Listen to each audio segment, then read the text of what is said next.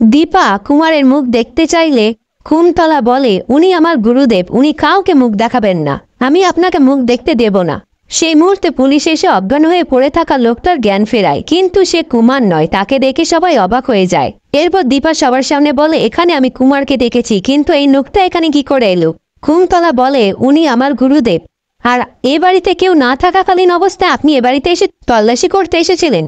তারপর পুলিশ সেই গুরুদেবের থেকে সবটা জানতে চাইলে কুমার যা যা শিখিয়েছে গুরুদেব সেই মিথ্যে কথাগুলো পুলিশের সামনে বলে। পুলিশ বলে, এর জন্য কিন্তু আমরা দীপা দেবীকে অ্যারেস্ট করতে পারি। পাশ থেকে কুন্তলা বলে, ব্যাপারটা আমাদের ফ্যামিলির, আমরা নিজেদের মধ্যেই মিটিয়ে নেব। এই কথা শুনে পুলিশ সেখান থেকে চলে যায়। এরপর কুন্তলা সমানে দীপাকে কথা শোনাতে থাকলে পাশ থেকে সূর্য বলে, আমি ওর হয়ে আপনার কাছে ক্ষমা চাইছি। তখনই রুডি বলে, যখনই কিছু হয় আপনি ওনার হয়ে ক্ষমা চান, কিন্তু উনি এ বাড়িতে এসে সমস্ত কিছু লন্ডভন্ড করে দিয়ে চলে যায়। এই কথা শুনে রূপা বলে, মা তো সবটা জানার জন্য এ কাজ করেছে, তোমরা সবাই মাকে দোষারোপ কেন করছো?